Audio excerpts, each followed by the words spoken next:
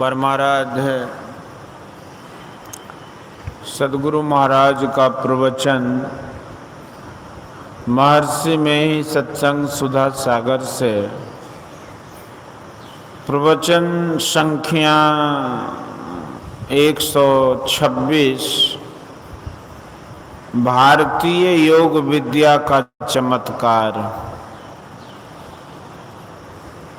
धर्मानुरागिनी प्यारी जनता, यह सत्संग हम लोगों को बहुत ऊंचे जाने को सिखलाता है।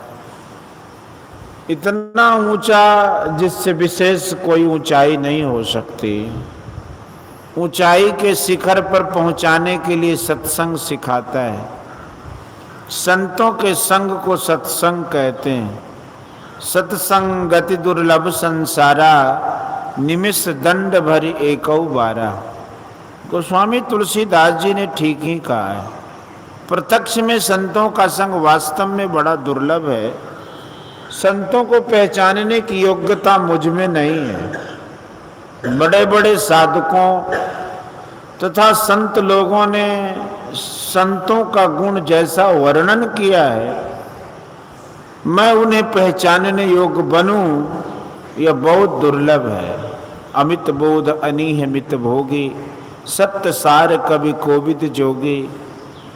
सुन मुनि साधुन के गुण जेते, कही न सकहीं सारद श्रुति तेते।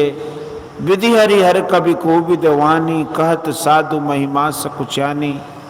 सो मोसन कही जात न कैसे, साक बनिक मनि गण गुण जैसे। गोस्वामी तुलसीदास। तुलसी साहब भी संत कहलाते हैं। वे बहुत अच्छे थे, लोग कहते हैं। उत्तर प्रांत के लोग उनको जानते हैं, इधर के लोग उन्हें विशेष नहीं जानते। उन्होंने कहा है कि जो कोई कहे साधु को चीना, तुलसी हाथ कान पर दीना। गीता में भगवान श्री कृष्ण से अर्जुन ने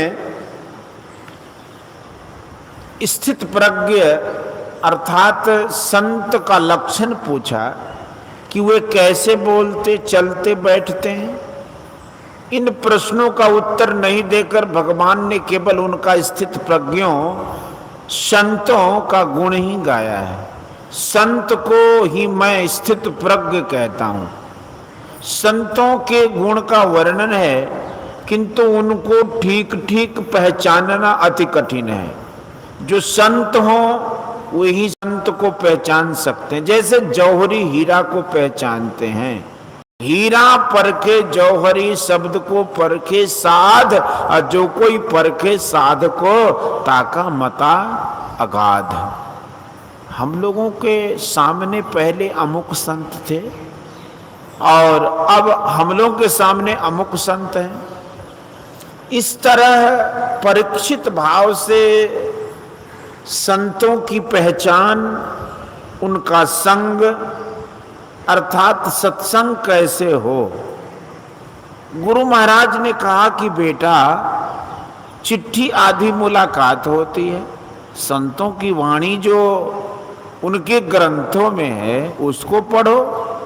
यह संतों की वाणी संतों की आधी मुलाकात है। यही क्या कम है? बहुत है। लोग नए ग्रंथों का प्रकाशन करते हैं। मैं कहता हूं कि जिन ग्रंथों का प्रकाशन हो चुका है उन्हें समझना चाहिए तथा उनके अनुकूल कर्म निरत होना चाहिए। इसलिए संतों की वाणी का पाठ हमारे सत्संग में होता है। संतों की वाणी को हम समझेंगे, उनके अनुकूल चलेंगे। संतों की वाणी में है कि जीवन से मरना भला, जो मरी जाने कोई, मरने पहले जो मरे तो अजर अरु अमर होय।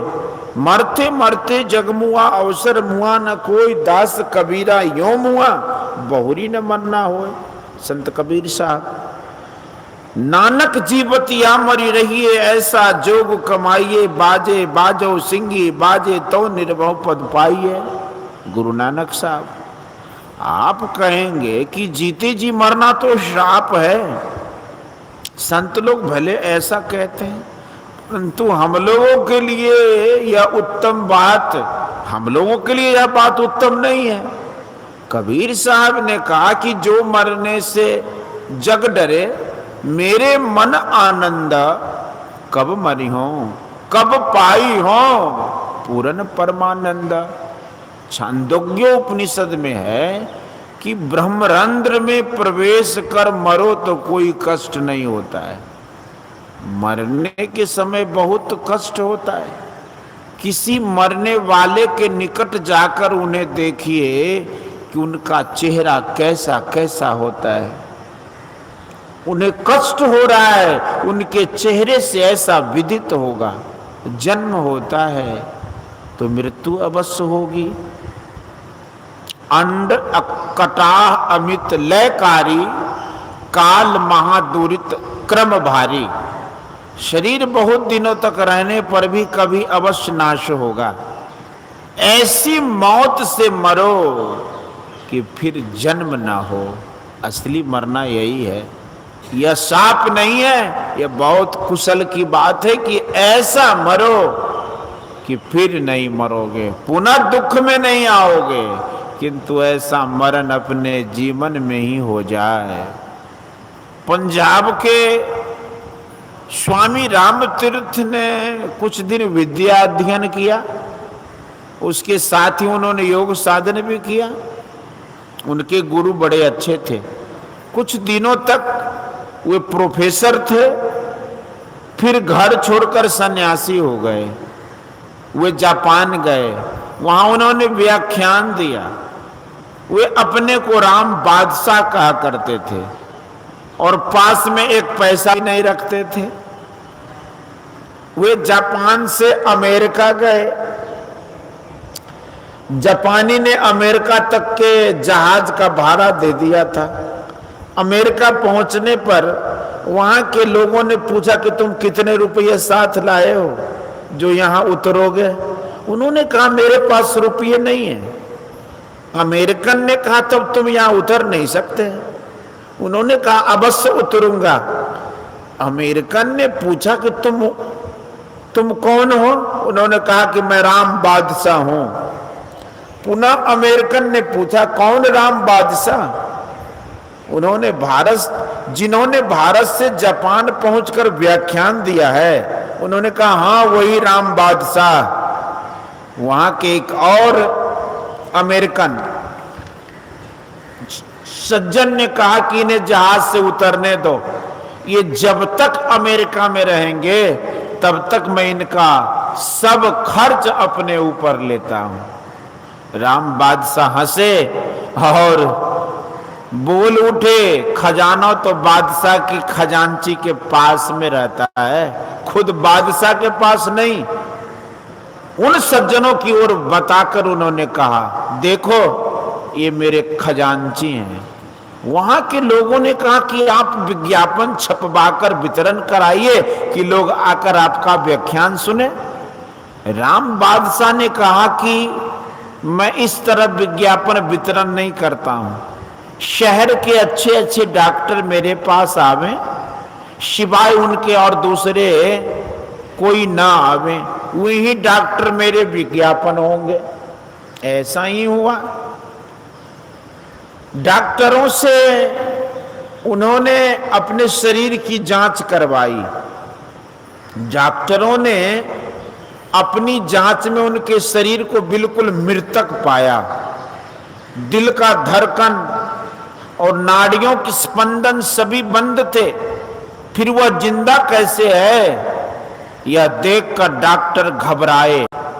राम बादशाह ने कहा कि शरीर सब दिन मृतक हैं, मैं जिंदा था, अभी जिंदा हूं और बाद में जिंदा रहूंगा। यही भारतीय योग विद्या है। जीते जी मर जाएं यह बड़ी खुशी की बात है। शरीर मर है और जीवात्मा अमर है। यह कभी नहीं मरता। जीवन काल में शरीर से संग छूट गया, फिर मरने पर संग नहीं हो सकता। जिसके जीवन में शरीर संग है उसके मरने पर शरीर नहीं छूट सकता। इस शरीर से कैसे छूटा जाए, यही हम लोग जानना, जनाना, करना और कराना चाहते हैं। इसलिए पहले शरीर को स्थिर रखो। एक आसन से देर तक बैठो, आसन दृढ़, आहार दृढ़, भजन नेम दृढ़ होय, तो प्राणी पावे कछुक, नहीं तो रहे विषय रस मोय। भोजन की मात्रा जानो, कितना खाना चाहिए, कब खाना चाहिए, इसको जानो। गीता कहती है न पूरा भरकर खाओ, न बिल्कुल उपवासी रहो, स्वल्प भोगी बनो और तब भजन करो। बचपन में पढ़ने में मन नहीं लगता था। हमारे पिता, हमारे अभिभावक ने हमको स्कूल भेजा, इस तरह विद्या पढ़ा। महर्षि शिव व्रत लाल महोदय जी ने कहा है कि सत्संग में एक आसन से बैठो, यह आसन का साधन है। ध्यान देकर सुनोगे तो क्या सत्संग हुआ यह समझ सकोगे। इस तरह मन को एक ओर लगाने का भी साधन होगा। मुरादाबाद में उन महर्षि जी का मुझे पहला दर्शन हुआ था। यहाँ धरारा हुए बिना बुलाए हुए ही आ गए थे। वे सरल हृदय के थे। उपर्युक्त प्रकार के फल लाभ का भजन साधन आरंभ में एकांत बैठ बैठ कर करना चाहिए।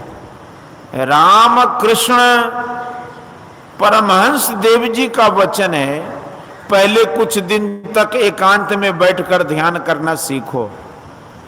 पूरा अभ्यास हो जाने पर फिर जहां तहां बैठकर भी ध्यान कर सकोगे। पेड़ जब छोटा रहता है तब उसको घेरा लगा कर रखना पड़ता, नहीं तो गाय बकरियां चर जाएं। जब वो पेड़ पूरा बढ़ जाता है तब फिर उसमें 10-10 गाय बकरियां बंधी रहने से भी उसका कुछ बिगड़ नहीं सकता। गुरु नानक देव जी ने कहा कि रह ही एकांत एको मन बसिया, आशा माही निराशो, अगम अगोचरु देखी दिखाए, नानक ताका दासो। आजकल के कतिपय विद्वान साधना आरंभ में ही कहा करते हैं कि आंख न मूंदो, कान न रोदो, तनिक कष्ट नहीं धारो, खुले नयन पहचानो, हंसी हंसी सुंदर रूप निहारो। कबीर साहब, उनको जानना चाहिए कि इस प्रकार की सहज समाधि की स्थिति तो साधन समाप्त हो जाने पर प्राप्त होती है। साधन के आरंभ में तो बंद कर दृष्टि को फिर अंदर करे घट का पाठ, गुरुदेव खोले और आंख कान मुख बंद कराओ, अनहद झींगा शब्द सुनाओ, दोनों तिल एक तार मिलाओ, तब देखो गुलजारा है।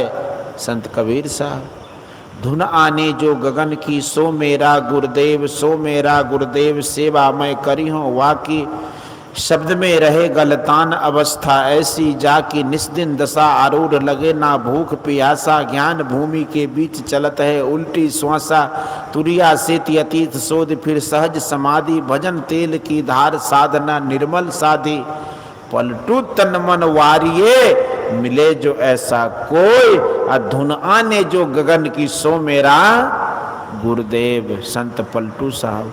हम लोग इन संतोक्त आरंभिक साधनाओं का पहले अभ्यास करना चाहिए हमको।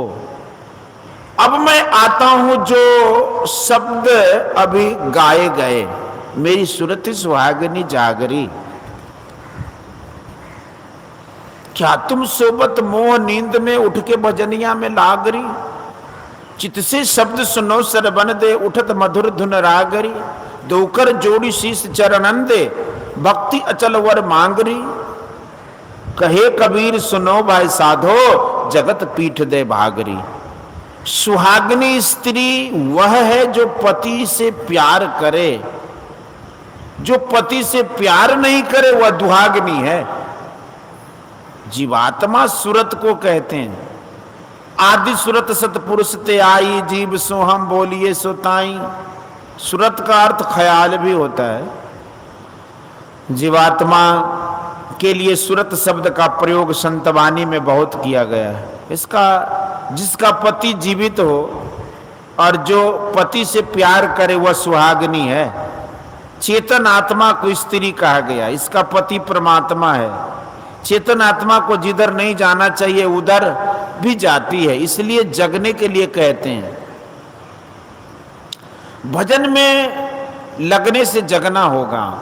मोह लोभ में जगना जगना नहीं है, सोना है। असार तत्व के त्याग का और सार तत्व के ग्रहण का सुरत या जीव को ज्ञान होना चाहिए, तब वह उठा और जगा। यह त्याग और ग्रहण केवल विचार से नहीं होगा। स्वप्न में केवल विचार हो कि जग जाएं तो केवल कहने से जगते हो या कोई स्वाभाविक क्रिया होती है। जागृत से स्वप्न में जाने के लिए बाहर के ख्याल छूटते हैं। स्वप्न में इसका ख्याल मन में होता है तो विविध स्वप्न देखते हैं। जगने और सपने में अंतर्मुखी होना और बाहर होना स्वाभाविक है। जगने के स्थान से दूसरे स्थान में जाने से दूसरी अवस्था हो जाती है। लोभ मोह में हम नहीं रहें, सार को पकड़ें, ऐसा ज्ञान होने पर भी भूल भटक जाते हैं। ऐसा क्यों? इसलिए कि जगने का स्थान में नहीं है। हम लोग इस शरीर में कहाँ हैं? आंख में है। आंख बंद कर पूछिए कि मैं कहाँ हूं, तो उत्तर होगा कि अंधकार में हूं। अंधकार कहाँ है? नैनाकाश में। नैनाकाश में अंधकार है और अंधकार में मैं हूं, इसलिए मैं आंख में हूं। जान ले सत्य पहचान ले, सुरत सांच बसे दीद दाना। दरिया साहब बिहारी। नेत्रस्थं जागृतं विद्यात कंठे स्वप्नम समाविशेत, ब्रह्मोपनिषद। जागृत से स्वप्न में जाने पर स्थान छूट जाता है, उस समय आप कंठ में चले जाते हैं। स्वर का स्थान कंठ है, इसलिए स्वप्न में भी कभी कभी बोल उठते हैं। कंठ को षोडश कमल भी कहते हैं। जब तक यहाँ रहेंगे तब तक आप स्वप्न में रहेंगे, गहरी नींद में, फेफड़ा में रहेंगे। वह स्वर का स्थान नहीं है, इसलिए वह हम बोल नहीं सकते। हम साधारणतः जागृत, स्वप्न, सुषुप्ति इन तीनों अवस्थाओं में जाते आते रहते हैं। स्वप्न से जागते हैं, किंतु इस जगने को जगना नहीं कहते हैं। मूर्धा में स्थित रखने से जगना होगा। दरिया साहब मारवाड़ी कहते हैं कि माया मुख जागे सभे, सो सूता कर जान, दरिया जागे ब्रह्म दिशी, सो जागा परमान। हम लोग मोह में सोए हुए हैं, इससे कैसे जगा जाएगा? तो कहा कि चित्त से शब्द सुनो सर बन दे, उठत मधुर धुन रागरी। आपके अंदर राग होता है, यही गट बाजे तबल निशान, बहिरा शब्द सुने नहीं कान। ध्वनि को सुनने के लिए तुम वहां ठहरो जहां पर जाकर तुम सुन सकते हो। कहां पर जाकर कोई सुन सकते हैं? इसके लिए पहले वैष्णवी मुद्रा व संभवी मुद्रा यानी दृष्टि योग करने के लिए नाद बिंदु उपनिषद में कहा है, और संतों की वाणी में इसकी विधि बतलाई गई है। दृष्टि योग करने से ही आप वहां पहुंचकर सुन सकते हैं, जहां पहुंचकर संतवाणी के अनुकूल सांत्रिक नाद सुना जा सकता है। कितने कहते हैं कि बिना दृष्टियोग के किए ही तो सुनते हैं, तो उनको जानना चाहिए कि वे उस शब्द को नहीं सुन सकते जो सुनना चाहिए। यदि बिना दृष्टियोग के शब्द का सुनना होता तो संत लोग दृष्टि साधन करने पर विशेष जोर क्यों देते? इसकी शिक्षा कहाँ होगी? जहां होगी वहां जाइए, अर्थात संतों के पास जाइए या क्रिया कीजिए, अब तब संसार की ओर पीठ होगी। अभी संसार में कहीं भी जाओ सम्मुख संसार रहेगा, मूर्धा में जाने से संसार की ओर पीठ देना होगा। गोस्वामी तुलसीदास जी के शब्दों में सुनाया गया है कि जागु जागु जागु जीव जो है जग जामनी, देह गेह जानी जैसे, देह गेह नेह जानी जैसे घन दामनी। इन्होंने भी एक दूसरे पद में चौथी अवस्था में जाने के लिए कहा है। तीन अवस्था तजहु भजो भगवंता, मन कर्म वचन अगोचर व्यापक व्याप अनंत। अर्थात तीनों अवस्थाओं को छोड़कर भजन करने कहते हैं। तीन अवस्थाओं को छोड़ना योगियों से ही हो सकता है। इसलिए तुलसी कृत रामायण में है कि यही जग जामनि जागहि जोगी, परमारथि पर पंच वियोगी।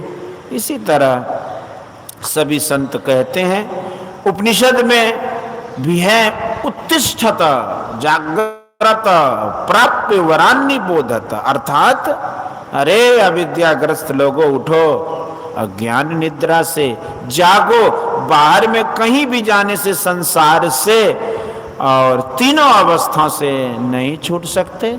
जो अपने को तुरीय अवस्था में ले जाते हैं तो वे मरकर फिर नहीं मरते। रोग व्याधि से मर जाने पर फिर मरना होगा, फिर मरना होगा। कुछ कोशिश करके मरने से यह संस्कार आगे जन्म में प्रेरण करेगा और यही संस्कार जमा होते होते एक दिन ऐसा बना देगा कि संसार में आना नहीं होगा। इसी के लिए यह सत्संग है, इसमें कोई बाह्याडंबर नहीं है। हम लोग यहाँ सत्संग करने और सत्संग का प्रचार भी करने के लिए आए हैं। आप लोग सुनिए और अपना कल्याण कीजिए। बोलिए श्री सद्गुरु महाराज। यह प्रवचन पूर्णिया जिला के श्री संतमत सत्संग मंदिर सिकलीगढ़ धरहारा में दिनांक 25/11/1955 ईस्वी को प्रातःकालीन सत्संग में हुआ था।